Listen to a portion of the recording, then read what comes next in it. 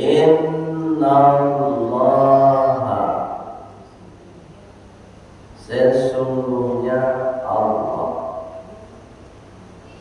Ini bahasa Arab ini sambung-sambung aja. Inna artinya sesungguhnya, Allah Jadi sesungguhnya Allah. La yakhfa alaihi, la tidak ada, yakhfa tersembunyi, alaihi atas Allah, syai'un sesuatu apapun. Dalam bahasa Arab ada tiga. Satu ada namanya jahar. Jahar itu bisa didengar oleh orang yang lebih dari tiga. Bismillahirrahmanirrahim, kata imam mau sholat baca Al-Fatihah itu jahar. Paham? Ada yang kedua namanya sir. Sir itu tetap terdengar minimal orang yang baca. Itu sir di bawah jahar. Jadi kalau ada imam sholat Allahu Akbar, Alhamdulillahi Rabbil Alamin, itu di bawah jahar itu masih baca. Ada yang ketiga namanya khafi. Khafi itu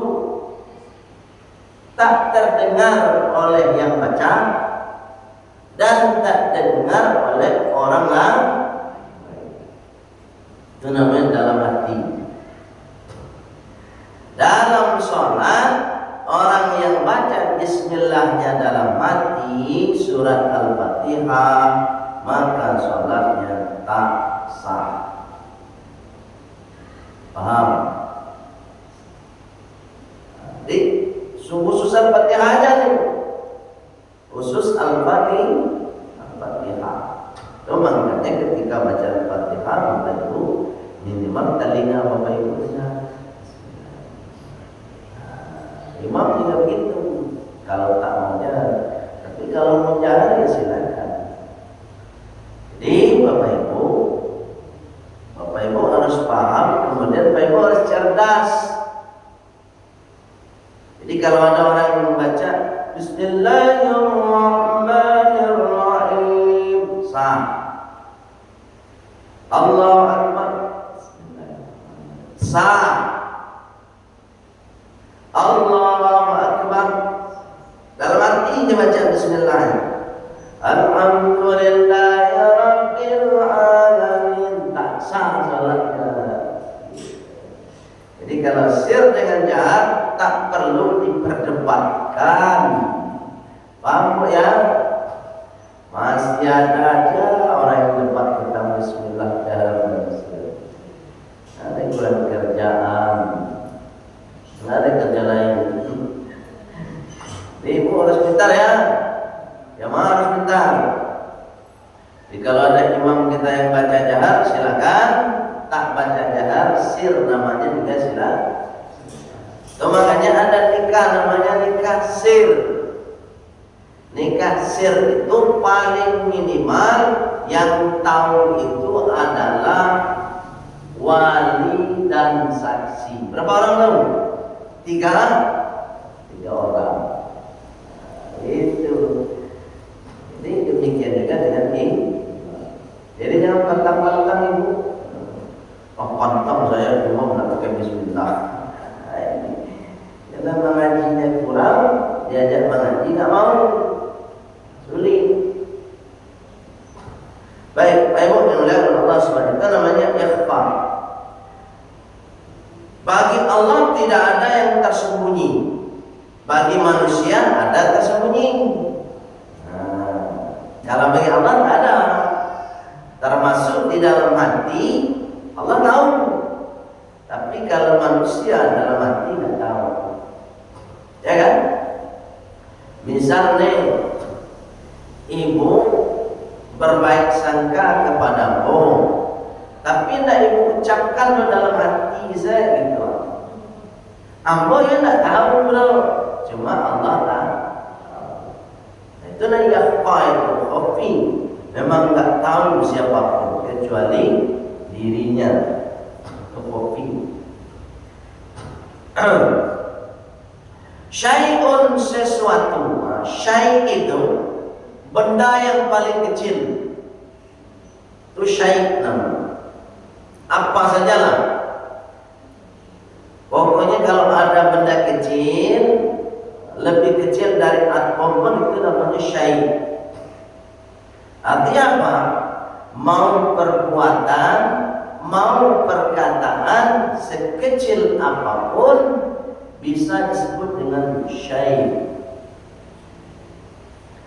Dan syai' itu segala sesuatu yang kita perbuat kecil ataupun besar, perkataan atau perbuatan, semuanya diminta pertanggungjawaban.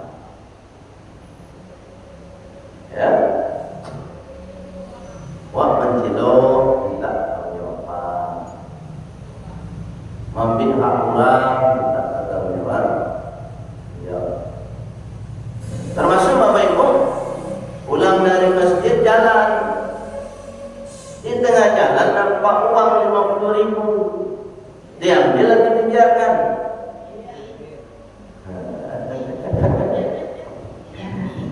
Diambil ya? Ya. Terus diambilnya itu apa? Untuk di belanjuan.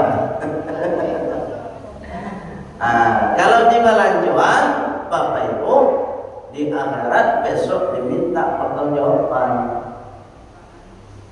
Sebab itu tidak hak Allah. Paham tadi? Belum pernah cerita saya? Belum ya? Seminggu yang lalu.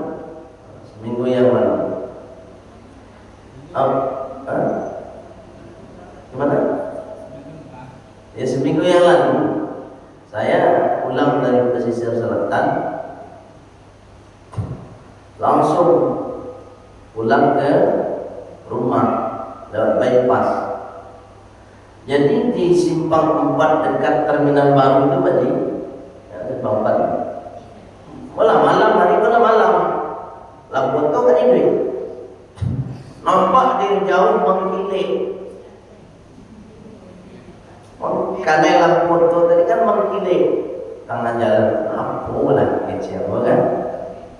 Mendekat semakin mengkilik. Tahu mana kilat? Parkir, sudah parkir ke pintu. Mau cari ke belakang, tapi udah kan? Mencari kiranya handphone, mereknya Samsung. Itu kalau dijual harganya kurang lebih 10 juta. HP-nya banyak. Ambil HP itu. Ambo dek tak ambo mangarete ambo ambil. Mau naik auto, mau letakkan di dashboard auto. Apa yang masih hidup baju? Masih hidup. Sudah meletak, namun dia dalam hati, ya Allah, ikut nak punya ambo. Biar ambo idean. Kalau ambo ingin jahit, ambo buka, ambil kartu uang kan selesai. Apa itu dapat? Ambo tertarik. Kurang lebih mungkin 10 meter ambo motor. Ada yang menelpon, ambo oke. Assalamualaikum. Oh maaf Pak, salah sambung kecilnya kan. Nah jadi matinya balik. Tapi mau jalan menjelang naik ke rumah, telepon lah balik. Pas telepon balik, oke, assalamualaikum, waalaikumsalam Pak kecilnya. Kamu kehilangan HP Pak. Nah, Terus ya kau kecam, kau Ibrahim Pak. Oh ya Ibrahim. Kalau masalah ke Ibrahim aman. Kecam. Ambo pasobo tadi di jalan bypass dekat simpang 4 anak air. Jadi kalau masalah HP, tanang-tanang saya Ibrahim aman. Beko dijemput ke rumah. Malam itu juga dia jemput. Ternyata dia orang Padang Pariaman. Apa ya? Bahagia senang dibaca. Alhamdulillah Pak, terima kasih banyak. Sebenarnya bukan tak harus itu loh kan? Ada. Saya ingatkan kamu lalai, Nanda lalai, hati di jalan. Sebenarnya kalau mau hati yang mau tak waras, lama selama ya lebih selesai itu, kan? Bisa aja. Sebab kalau handphone itu kartu tak dibuang kan bisa dilacak, bisa. Tapi kalau kartu ini dibuang bisa dilacak. Nah, itu pengalaman apa seminggu yang lalu. Di sini kita ingin mengatakan bahwa mungkin orang lain tak tahu, tapi Allah Maha tahu. Yang perlu dipikirkan itu Bapak Ibu. Kenapa saya beri contoh begini? Kok nyampang kejadian itu terjadi kepada diri kita, rasanya bagaimana? Jadi segala sesuatu yang kita perbuat itu Bapak Ibu, ada balasannya. Itu yang saya pikirkan ke depan. Mungkin enggak sama saya, sama anak saya. Itu yang perlu diperhatikan. Jadi hidup ini tidak lepas dari pengetahuan Allah Subhanahu wa Ta'ala. Dan semua akan dibalas, semua dibalas. Syai'un itu paling kecil sekali permasalahannya. Baik perkataan atau perbuatan pasti akan dibalas oleh Allah Subhanahu wa Ta'ala. Dan tinggal kita kembalinya, maulah kita melakukan hal-hal tersebut. Padahal kalau kata orang, oh ya mungkin rezeki nomplok, ya kan, rezeki Allah. Tidak apa yang mau yang telepon dong, apa rekan itu, iya. Sampai sekarang ada yang punya telepon, tahu apa yang tahu. Yang penting kok serahkan kepada pemilik. Itulah kira-kira apa ini. Apalagi kalau masalah uang ketemu di jalan, ya. Kalau handphone baru masuk ke tempat tidak bisa, ya. Jadi kalau uang bisa. Jadi 1.000 rupiah, 100 rupiah rasa-rasanya Bu, kalau memang tak milik awak kembalikan kepada pemiliknya. Baik yang mulia Allah Subhanahu wa Ta'ala. Fil ardi wala fis sama, kata Allah, baik di bumi ataupun di langit. Jadi mau bersembunyi di mana pun kita baik di bumi ini Allah tahu. Demikian juga di langit. Mau bersembunyi di atas langit pada cara dia. Tapi kalau manusia mungkin bisa luput. Kita sembunyi aja di kamar orang nggak tahu kan, ya kan? Baik. Huwallazi, dan Dia ya Allah zat yang yusawwirukum, membentuk rupa kalian. Jadi rupa awak, wajah awak apa itu, termasuk wajah Allah, itu yang bentuk Allah, bukan kita. Kalau kita yang bentuk mungkin kita bisa pesan, ya kan? Ya Allah, wajahmu model India lah ya Allah, itu. Ya Allah, wajahmu model Turki. Yusawwir, Allah yang membentuk wajah untuk kamu dia. Itu makanya jangan heran Bapak Ibu kalau ada bayi lahir memiliki kekurangan, itu hak Allah. Lahir tak punya tangan, menurut kita mungkin tak sempurna karena kita melihat alam orang punya tangan, tapi menurut Allah justru tidak punya tangannya dia lahir itu adalah kesempurnaan. Ada orang lain tak punya kaki memang. Ada jamaah saya yang dia apa itu di Tamping itu Masjid Darussalam, nggak punya kaki dua-duanya. Tapi yang hebatnya Bapak Ibu, setiap sholat 5 waktu tak pernah tinggal sholat berjamaah. Nah, ini kesempurnaannya di sini. Lah kita punya kaki sempurna, sholat jamaah nggak mau. Nggak ada kakinya Bu, kedua-duanya. Coba ya, dari sini. Memang bawaan dari lahir. Tapi yang hebatnya luar biasa. Subhanallah. Ambo kalau sholat di situ, kalau ada jadwal di situ, kadang-kadang wah cara pikir hebat sekali orang itu. Saya belum datang dia udah datang, padahal tak punya kaki. Begini aja, maisot begini jalan. Ada situlah kesempurnaan menurut Allah. Jadi kalau kita ingin mengkaji secara ideal Bapak Ibu, ternyata kesempurnaan fisik kita itu adalah ketika fisik itu dipergunakan untuk mengabdi kepada Allah. Itu kesempurnaan yang sesungguhnya. Apa guna kita punya kaki Bapak Ibu, apa guna kita punya tangan, apa guna kita masih hidup kalau kita tidak mau mengabdi kepada Allah? Maka itu bukanlah sebuah kesempurnaan menurut Allah. Paham? Jadi jangan kita anggap enteng orang-orang yang tak punya kaki dari lahir. Mereka justru lebih luar biasa dari kita. Baik yang muliakan Allah Subhanahu. Jadi rupa kita, bentuk wajah kita, postur tubuh kita ini lahirnya sudah merupakan ciptaan Allah. Fil arham, di dalam rahim-rahim. Jangan. Jadi rahim itu bahasa Arab, jamaknya arham. Rahimun, rahimani, arham. Banyak rahim. Rahim ibu-ibu tentu begitu kan? Kaifa yasha, bagaimana kehendak Allah. Jadi bentuk wajah yang sudah kita miliki hari ini itu kehendak Allah, bukan kehendak kita. Kalau kehendak kita mungkin bisa milih kita ya, yang hidungnya pesek ingin maju gitu.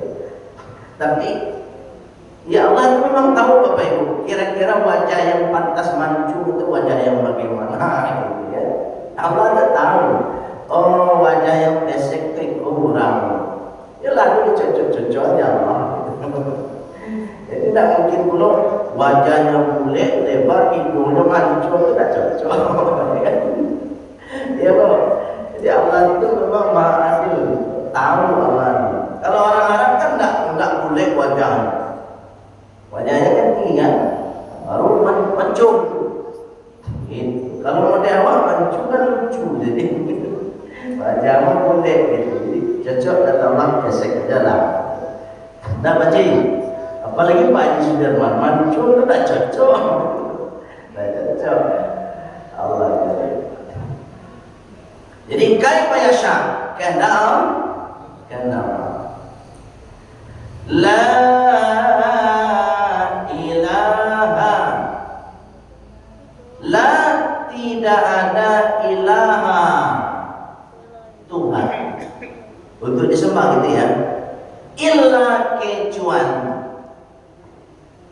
Dalam illa itu Bapak Ibu ada Allah tuh, illallah wal azizul hakim. Itu maksudnya itu.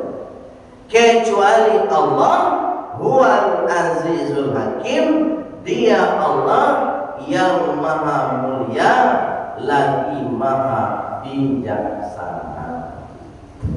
Jadi Bapak Ibu, ciptaan yang sudah diciptakan oleh Allah itu atas kemuliaan kuasa Allah dan atas kebijaksanaan kekuasaan kekuasaan Allah. Jadi sebijak-bijak manusia, maka Allah tetap maha bijaksana. Begitu. Itu makanya sebenarnya Ibu, kita itu tidak boleh istilahnya biko minta supaya anak-anak panusi, minta anak laki-laki, tidak boleh. Tidak boleh minta begitu. Kita serahkan aja sama Allah. Kalau kita minta-minta, ya Allah, istri aku sedang hamil ya Allah, semoga anak laki-laki ya Allah. Kan itu permintaan awak. Ternyata kehendak awak itu Bapak Ibu bertolak belakang dengan kehendak Allah. Awak minta laki-laki dan laki panusi. Ada terjadi komplain. Apa komplainnya? Allah rajin sholat, doamu dan ijabah. Itu komplain awak. Padahal awak yang salah. Tak boleh minta-minta. Kalau masalah jenis kelamin, sudah lepas diminta, dicek betul. Apa namanya mencek kelamin tu? USG, USG ya. Iya betul, tapi nanti pun itu cara minta. Cara minta dan diajar Nabi Ibrahim dan Rasulullah. Rabbi habli minas sholihin. Ya Allah, aku anak dan saleh. Anak laki-laki. Kalau saleh bahasanya bisa nanti kehendak Allah laki-laki, maka bisa juga kehendak Allah bagus. Paham tak? Itu. Iya, minta anak saleh. Jangan minta anak laki-laki. Tapi kalau sudah terjadi ya silakan. Kekhawatiran itu kan terjadinya nanti komplain, kan itu masalahnya. Komplainnya minta laki-laki kira jadi padu manusia. Mula rajin sholat mamunya, rajin sedekah, rajin sholat fajr, rajin sholat duha. Namun minta anak laki-laki ini apa padu sih lagi? Tidak dikabulkan jangan ada. Padahal dia rajin sholat. Itu problemnya. Kalau meminta caranya seperti itu. Sebetulnya Ibu, serahkan aja kepada Allah Subhanahu. Sudah di USG kiranya kecek dokter laki-laki. Mula santangan dan buang kira lahir padu. Apa kira-kira? Ya Allah Maha Kuasa mah. Allah Maha Kuasa. Bisa saja. Karena masih di alam rahim itu masih kuasa Allah membentuknya. Mau laki-laki, mau perempuan, mau mancung atau pesek, itu urusan Allah. Urusan Allah. Iya Bu. Baik, ada pertanyaan tak? Silakan Pak ya. Paham tak?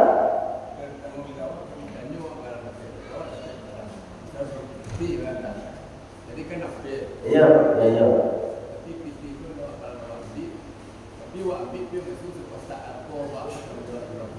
Masya Allah. Baik.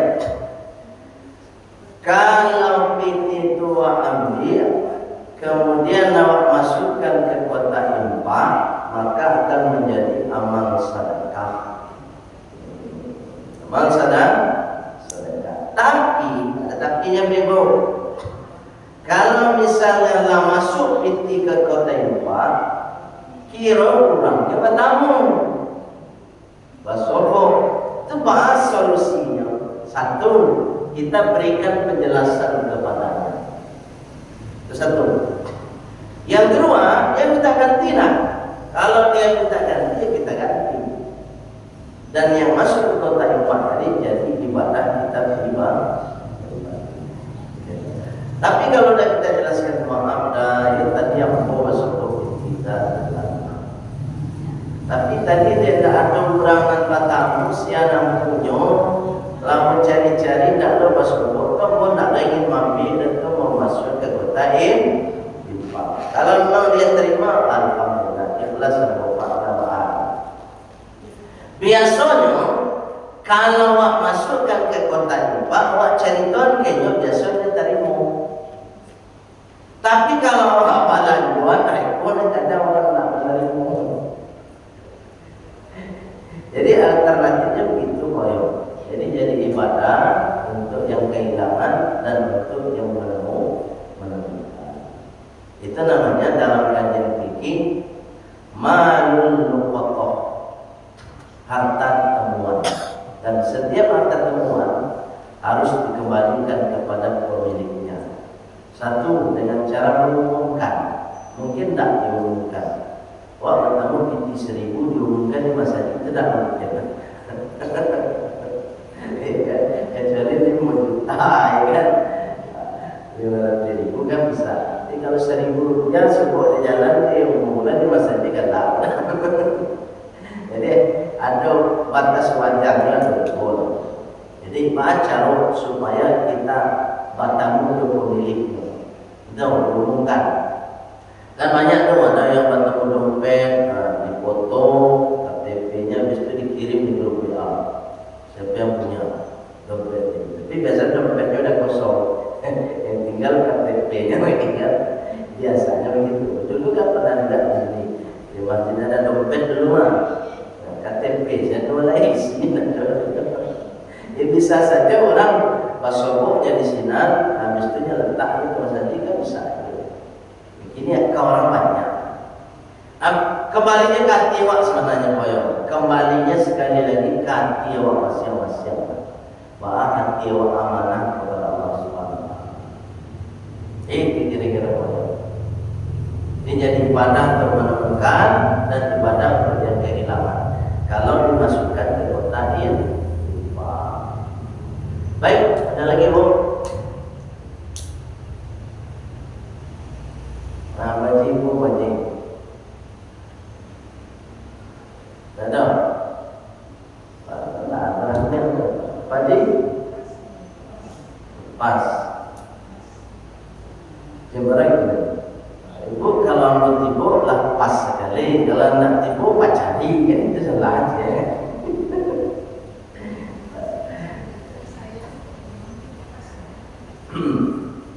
Baik, Bu, yang mulia Allah Subhanahu wa Ta'ala. Jadi kita kembali mengulang tadi bahwa kita ini makhluk ciptaan Allah yang dari rahim sudah diset oleh Allah Subhanahu wa Ta'ala, sudah diatur oleh Allah, baik rupa wajah kita, ya kan? Baik kesempurnaan fisik awal itu sudah diatur oleh Allah Subhanahu wa Ta'ala. Jadi kalau Bapak Ibu nanti menyaksikan ada bayi lahir tak punya tangan, jangan dibilang itu tak sempurna. Itu adalah kesempurnaan yang diberikan oleh Allah. Sebab dalam ayat kan ada laqad khalaqnal insana fi ahsani taqwim. Dan sungguh Allah menciptakan manusia itu dengan sebaik-baik bentuk. Jadi apapun bentuk bayi yang lahir dari rahim ibunya, maka itu adalah yang terbaik menurut Allah. Menurut manusia mungkin tidak baik, karena manusia membandingkan dengan manusia yang lain. Tapi kalau Allah kan tidak ada membandingkan. Allah anggap sama kita ini. Kita dianggap sama oleh Allah. Nggak ada bedanya. Yang membedakan waktu, ya, apa yang membedakan waktu? Takwa kepada Allah. Itu makanya Rasulullah mengatakan, la fadla arabiyyin wala ajamiyyin. Tidak ada yang lebih utama, baik itu orang keturunan Arab maupun orang ajam. Ajamiyun itu artinya orang yang non Arab, termasuk kita. Wah, ada keutamaannya keduanya. Orang Arab nggak ada mulia, orang non Arab nggak ada mulia, illa bittaqwa, kecuali ketakwaannya kepada Allah. Jadi Bapak Bapak Ibu kalau ingin jadi mulia di hadapan Allah tidak perlu harus menjadi orang Arab. Jadi orang Quraisy aja bisa. Gimana caranya? Lebih bertakwa kepada Allah. Di mana saja kita berada, mari kita berlomba-lomba untuk menjadi orang yang lebih bertakwa kepada Allah Subhanahu wa Ta'ala, supaya kita mulia di hadapan Allah Subhanahu wa Ta'ala. Oke Bapak Ibu, kalau tak ada pertanyaan boleh.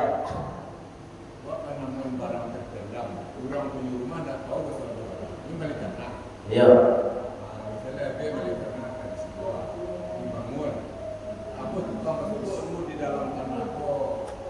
Harta karun. Iya. Masya Allah. Ya sama aja tadi, Wayo. Tanah itu punya siapa pemilik pertama? Misalnya pemilik pertama tanah itu namanya Abu Yahya. Jadi kita komunikasinya kepada pemilik tanah pertama. Dari pemilik tanah pertama nanti ada lanjutannya lagi. Dia belinya dari mana? Pasti ada lagi nanti kan, belinya dari Haji Sudirman. Tanya komunikasi ke Haji Sudirman, ada nggak Pak Haji menyimpan ame petang di tanah Pak Haji itu? Oh enggak, dulu ya. Mungkin kok dulu aku balik ke Pak Haji Amrizal, mungkin Pak Haji Amrizal punya tanya ke Pak Haji. Lah, kalau sudah rentetan itu silsilah pembelian tanah sudah kita tanya, tidak ada satupun yang kita temukan pemiliknya, maka alternatif terakhir adalah maslahatul ummah. Di sana dipergunakan untuk kebutuhan, kepentingan umat. Umat di situ terkhusus kepentingan agama. Jadi bukan berpoya-poya, mentang-mentang bertamu ambil, bukan semua tak salah. Jadi masalah ummahnya untuk keagamaan. Tapi kalau untuk keagamaan tak juga ada, maka ada solusi terakhir adalah untuk kepentingan sosial. Tapi jangan sampai hilang sonya. Kalau hilang sonya tinggal sih. Ini kebanyakan orang sonya hilang sial gada. Tapi paham betul. Jadi kepentingan sosial banyak. Apa contohnya? Jalan, jembatan, kan sosial semua. Paham ya? Jadi teman-teman, bukan tuh diambil Pak ya, bukan tuh diambil. Kalau diambil tetap salah. Berbeda dengan rampasan perang. Kalau rampasan perang memang diambil.